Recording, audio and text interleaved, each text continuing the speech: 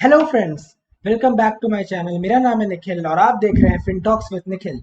ये हमारे सीरीज का 6th वीडियो है जिसमें हम बात करेंगे कि हमें कितना इन्वेस्ट करना चाहिए।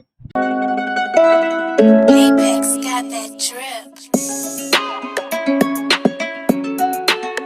हम वो रेशियो की बात करेंगे जिसमें हमें इन्वेस्ट करना चाहिए या सेव करना चाहिए। तो पिछले वीडियो में हमने जाना था कि सेविंग और इन्वेस्टिंग में क्या फ़र्क है। इस वीडियो में हम जानते हैं कि कितना सेव और कितना इन्वेस्ट करना चाहिए। तो अगर आपने पहले भी कई बार कई जगह सुना होगा कि हमें 50-30-20 ये रेशियो मेंटेन करना चाहिए। इसका मतलब है कि अगर आप 1 लाख रुपए कमा रहे हैं तो उसका 50% यानी कि 50,000 रुपये आपको डे मतलब आपका घर चलाने के लिए या बजट जो भी आपका है मंथली बजट उसमें जाएगा। और जो 30% है 30,000 वो आपके लग्जरी नीड्स के लिए जाएगा, सॉरी वांट्स के लिए। तो लग्जरी वांट्स का क्या मतलब हुआ कि जिसकी आपको ऐसे ज़रूरत नहीं है बट आप चाहते हैं, आपका ड्रीम हो सकता है कुछ कि आपको कार लेना हो या फिर आपको कोई फर्नीचर लेना हो जिसको आपको जो आपकी उतनी ज़रूरत नहीं है, आप उसके बिना रह सकते हैं लेकिन आपको वो लेना है, आपकी वो वांट है, नीड नहीं। ठीक है, तो वो 30,000 उसके लिए और 20,000 जाना चाहिए इन्वेस्टमेंट में।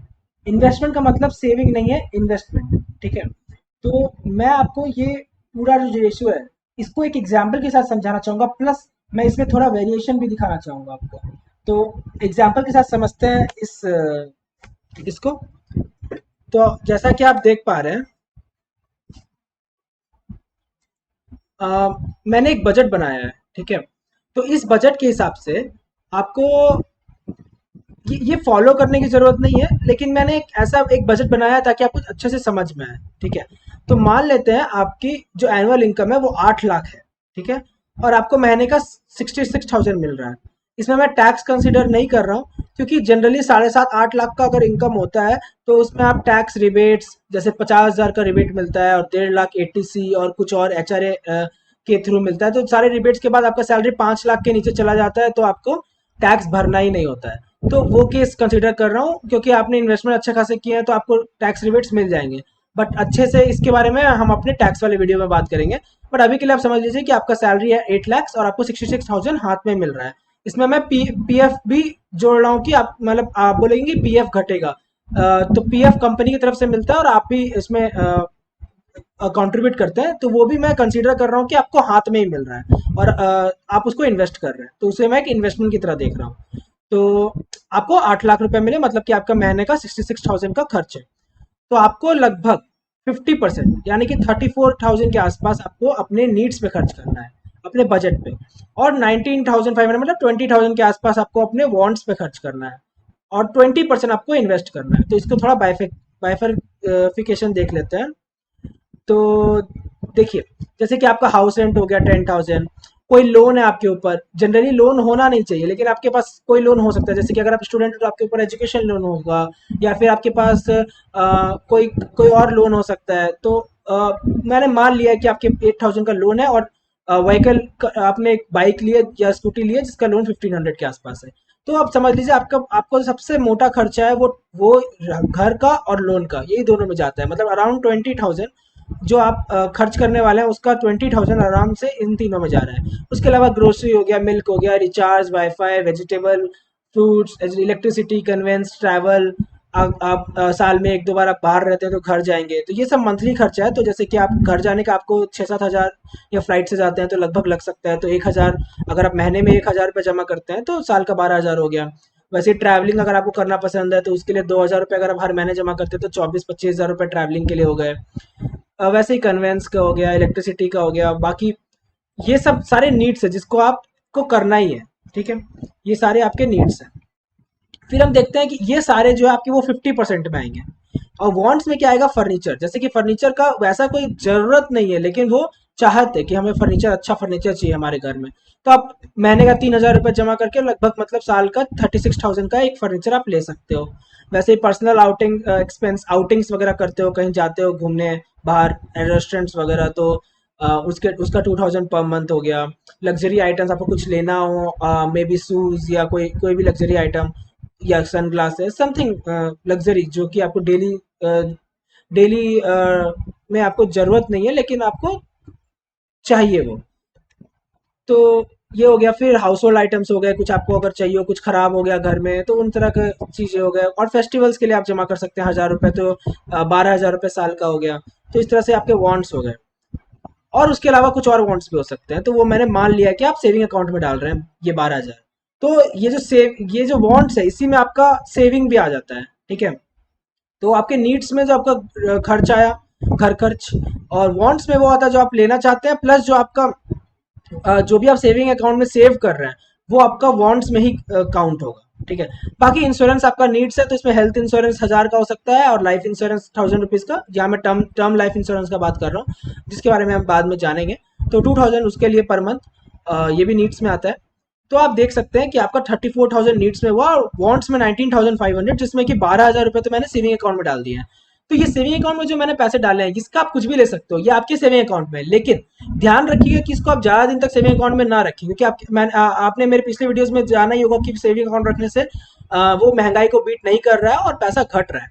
तो जब ये आपको लगता है कि 6 महीने तक सेविंग अकाउंट में रह गया है, तो आप इसका एक एफडी बना सकते हैं, या कोई डेट फंड में डाल सकते हैं, जहां आपका लिक्विडिटी ज्यादा हो, जहां पे आप आराम से पैसा निकाल सके जब भी आपको कोई जरूरत हो। क्योंकि ये आप इन्वेस्ट करने के हिसाब से डाल ही नहीं रहे, ये आपका कोई फ्यूचर वांट है। हो सकता है आपको 2 साल बाद गाड़ी लेना हो, तो आप उसको जमा कर रहे हैं। तो जो साल 2 साल का अगर आपका कोई गोल है, तो उसके लिए आप जमा कर रहे हैं, तो वो आपके वांट्स में आता है, और उसको आपको सेविंग अकाउंट में रखना चाहिए। और एक बड़ा अमाउंट होने के बाद 5-6 महीने में इसका एफडी या ऐसा कुछ कर देना चाहिए।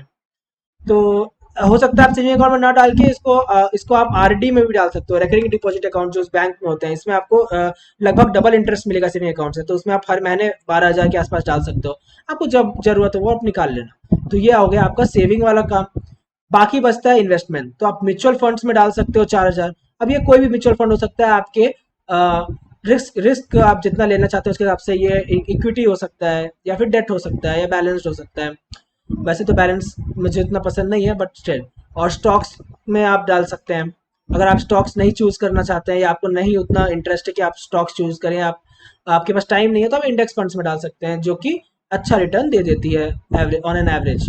और बाकी आप अपने रिटायरमेंट के लिए ईपीएफ में तो जाएगा ही पैसा, वो तो कंफर्म है। उसके अलावा आप पब्लिक प्रोविडेंट फंड, पीपीएफ या एनपीएस वगैरह में डाल सकते हैं। और बाकी इन सारे इन्वेस्टमेंट के को क्या क्या इन्वेस्टमेंट के और भी बहुत सारे इन्वेस्टमेंट के ऑप्शन है, वो सारे हम बाद में डिस्कस करेंगे हमारे आगे के वीडियोस में। अभी के लिए आप मान लीजिए कि आपने 13,000 के आसपास इन्वेस्ट किया, मतलब कि आपके 20,000। तो आप देख सकते हैं कि ये कोई बहुत टफ नहीं है। मतलब कि आप 66,000 आपका इनकम था, आप ऑलमोस्ट 53,000 तो खर्च ही कर रहे हैं। उसमें आप सेव भी कर रहे हैं, और वो उस पर भी आपको अगर आप सही से एफडी और आरडी करते हैं, तो ठीक है, आपका पैसा वो कहीं है, और आप अच्छा से सही जगह है, और आपको इंटरेस्ट भी मिल रहा है, और आप उसको यूज कर पाएंगे जब आपको कुछ लेना होगा। बाकी का जो आप 13,000 है, उसको आप इन्वेस्ट जरूर करिएगा। ये जो इन्वेस्टमेंट आप कर रहे हो ना 13,000, ये बहुत इंपॉर्टेंट है। और आपको मैं अभी दिखाना चाहता हूँ कि ये कितना इंपॉर्टेंट है और इससे क्या हो सकता है। एक तो ये रिटायरमेंट के लिए बहुत इंपॉर्टेंट है, प्लस ये म्यूचुअल फंड स्टॉक्स वगैरह में जो कर रहे हो, ये आपके लॉन्ग टर्म, मतलब कि 20-25 साल के बाद आपके बच्चे के एजुकेशन के लिए, या उनकी शादी के लिए, या आपको कोई घर लेना हो, बहुत सारे चीज़ें जो आप इससे कर सकते हैं। तो ये लॉन्ग टर्म इन्वेस्टमेंट्स है, और ये सारे लॉन्ग टर्म इन्वेस्टमेंट्स को आप जरूर करिएगा। और आप भूल जाइए कि आपके पास 20% पैसा है। अगर आप 80% में अपना घर आराम से चला सकते हो विथ लग्जरी, तो 20% और करके, मतलब अगर आप 80% में चला रहे हो, नहीं चला सकते हो, तो फिर 100% में भी ऐसा कुछ नहीं हो जाएगा। 20% और लेके भी आप कुछ ज़्यादा नहीं कर पाएंगे। तो कोशिश करिए कि आप 20% इन्वेस्ट जरूर करें, और ये 20% का बहुत ज़्यादा इफेक्ट आता है, वो हम आगे देखेंगे अभी। तो आप 8 लाख रुपए आपका इनकम है, उसमें से आप मात्र 13,000 पर मंथ इन्वेस्ट कर रहे हैं, बट आप इससे देखेंगे क्या हो सकता है। एक और चीज़, तो आप इसमें आप 3 ऑप्शंस क्या है, जैसे कि आपका मान लीजिए आप आज आपका फर्स्ट सैलरी है, तो आप 50-30-20 डाल रहे हैं, ठीक है। 50 आपके 50 आपके वांट्स के लिए हो गया, और सॉरी नीड्स के लिए हो गया, और 30 आपके वांट्स के लिए हो गया, बाकी आपके इन्वेस्टमेंट्स के लिए हो गया। बट आप जानते ही हैं कि आपका समय के साथ आपका सैलरी भी बढ़ती है, इंक्रीमेंट होती है। तो मान लेते हैं कि आपका 10% के आसपास सैलरी हर साल बढ़ती है। तो आपके पास 3 ऑप्शन है, या तो जैसे कि आपका नया सैलरी है, मान लीजिए आप 1 लाख रुपए कमा रहे थे, अब आप 1,10,000 कमा रहे हैं, तो आपके पास आप फिर से वही कर सकते हैं कि आपका जो नया इनकम है उसका 50-30-20 अगले साल। लेकिन और आपके पास और क्या ऑप्शन है, जैसे कि आप अभी 1 लाख का 50,000 इसमें डाल रहे हैं, 30,000 वॉन्ट्स में और 20,000 इन्वेस्टमेंट में, तो आपके पास और एक ऑप्शन है कि आपका जो इंक्रीमेंट हुआ 10%, मतलब कि आपका नेक्स्ट, अगर आप 1 लाख रुपए कमा रहे थे तो आपका 10,000 अगले साल बढ़ गया, तो उस 10,000 का आप 50-30-20 करने की जगह 20-30-50 भी कर सकते हैं। मतलब बॉन्ड्स तो 30 ही रखिएगा, लेकिन आप हो सकता है कि नीड्स में आप 20 ही डालें और इन्वेस्टमेंट में 50। यानी कि अगर आप आपका नेक्स्ट नेक्स्ट ईयर 1 लाख से आपका बढ़ के 1,10,000 का इन्वेस्टमेंट हो गया, आपका सैलरी हो गया है, तो आप नीड्स में 50,000 जो डाल रहे थे प्लस 2,000 डालेंगे। ठीक है, मतलब कि 10,000 जो आपका बढ़ा है उसका 20%। बॉन्ड्स में जो आप डाल रहे थे 30,000 प्लस आप उसका 3,000 रुपये डालेंगे, 30% ऑफ 10,000। और इन्वेस्टमेंट में आप 20,000 डाल रहे थे प्लस आप 5,000 डालेंगे, मतलब कि 50% ऑफ जो बढ़ा है, मतलब कि 50% ऑफ 10,000। तो इस तरीके से आपका ये कर सकते हैं। और ऑप्शन टू है कि आप 30 बॉन्ड्स रखिए, नीड्स और इन्वेस्टमेंट में 35-35। तो ये जो रेशियो है ये आपका इंक्रीज अमाउंट का, मतलब कि आपका 1 लाख से 1,10,000 हुआ तो आपकी सैलरी 10,000 बढ़ी है, तो मैं इस 10,000 का ये रेशियो डिवाइड कर रहा हूँ। तो अगर आप सिंपल रखना चाहते हैं तो आपका जो भी सैलरी है हर साल उसका 50-30-20 करिए। मगर आप अगर कर सकते हो तो आप इसको फॉलो कर सकते हैं। इससे इससे बहुत इफेक्ट आएगा। तो मैं आपको इफेक्ट दिखाता हूँ क्या होगा। तो जैसे कि आपका सैलरी ऊपर जो था, मान लेते हैं कि ऊपर जो सैलरी था कितना था, 7,99,200। ठीक है, 7,99,200। तो अगर आप ये वाला फॉलो करते हैं, मतलब कि पहला वाला ऑप्शन वन, मतलब कि आप सिंपल रखते हैं 50-30-20, तो आप देख सकते हैं अगर आप 30 साल तक इसको डिसिप्लिन के साथ फॉलो करते हैं, डिसिप्लिन बहुत इंपॉर्टेंट है, डिसिप्लिन के साथ फॉलो करते हैं, तो आपके पास लगभग 8.5 करोड़ के आसपास रुपए होंगे। ठीक है, 8.5 करोड़। ये पैसे आप सिर्फ सिर्फ और सिर्फ 13,000 रुपये हर महीने, और जो भी आपका सैलरी हर साल बढ़ रहा है उसी रेशियो में इसको बढ़ाते जा रहे हैं। मतलब आपका सैलरी, आपका इन्वेस्टमेंट 1 साल का 13,000 के हिसाब से इतना हुआ, तो आप 10% हर साल इसको बढ़ाते जा रहे हो, क्योंकि आपकी सैलरी भी 10% बढ़ रही है। तो उससे और आप, मैंने रिटर्न भी बहुत ज़्यादा नहीं माना है, 10% बहुत ही सही रिटर्न है। मतलब पीपीएफ और ईपीएफ वगैरह में 8% के आसपास मिल जाता है, mutual fund, stocks, index fund में आराम से 12-13% तो आराम से मिलता है। तो 10% का ही रिटर्न माना है मैंने on long long term investment. 8.5 crore रुपए आपके पास होंगे 30 साल के बाद, अगर आप इसको फॉलो करते हैं। बट मैं दिखाना चाहूंगा कि अगर आप इसको फॉलो करते हैं, ये जो नेक्स्ट थर्ड वाला है, तो इससे क्या इफेक्ट आएगा। इससे आपका ये इफेक्ट आएगा कि आप जो 8.5 करोड़ आपका हो रहा था उसके जगह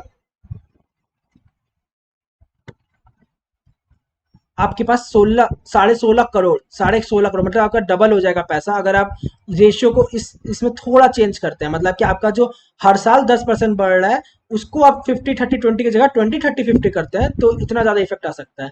लेकिन हो सकता है कि इससे आपके लाइफस्टाइल पे थोड़ा इफेक्ट पड़े, क्योंकि अगर आप पहला ऑप्शन फॉलो कर रहे हैं तो इसका मतलब है कि अगर आपका सैलरी बढ़ रहा है तो आप अपने नीड्स में, वांट्स में, मतलब नीड्स वांट्स तो सेम रखा है मैंने 30, नीड्स में भी आप उतना ही बढ़ा रहे हैं। मतलब कि ये सब में भी आप थोड़ा थोड़ा बढ़ाते जा रहे हैं। आप अपना घर थोड़ा बेटर ले सकते हैं, रेंट, मतलब इस टाइप से। तो इस पे आप कॉम्प्रोमाइज नहीं करना चाहते हैं तो आप ये भी बिल्कुल आराम से फॉलो कर सकते हैं। लेकिन आप थोड़ा और पैसा चाहते हैं तो आप ये वाला फॉलो कर सकते हैं, और बीच में ये वाला है।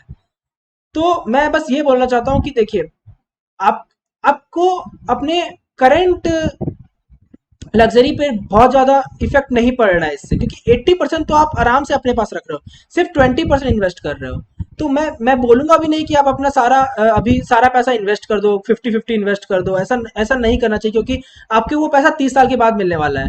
और अभी तो आपके पास समय है, आप उसको एंजॉय कर सकते हैं। बट आप फ्यूचर में अगर आपके पास बहुत पैसा हो भी गया करोड़ों में, तो आप उसका काम तो आएगा, लेकिन अभी वाला जो 30 साल में आप जब यंग है वो वाला टाइम तो वापस नहीं आएगा। तो आप इंजॉय करिए और आप आराम से अपने नीड्स वांट्स दोनों पूरे करिए, लेकिन बस 80% के साथ।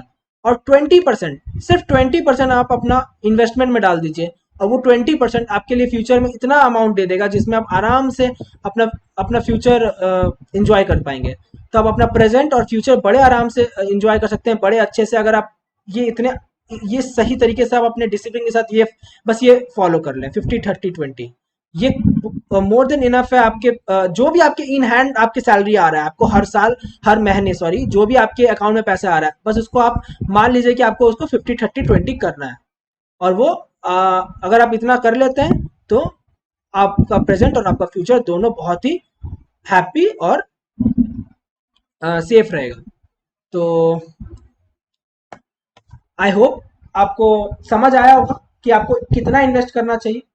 और अ, इस वीडियो के द्वारा बस मैं ये बताना चाहता था कि आपको आपको क्यों इन्वेस्ट करना चाहिए, और ये मैंने जितना भी अभी तक बताया था उन सबको मैं एक समरी की तरह भी बोल सकता हूँ इस वीडियो में, कि ये मैंने ये एक्सप्लेन किया है कि आपको कितना एक्सप्लेन करने से क्या फायदा होगा और इससे क्या इफेक्ट पड़ेगा।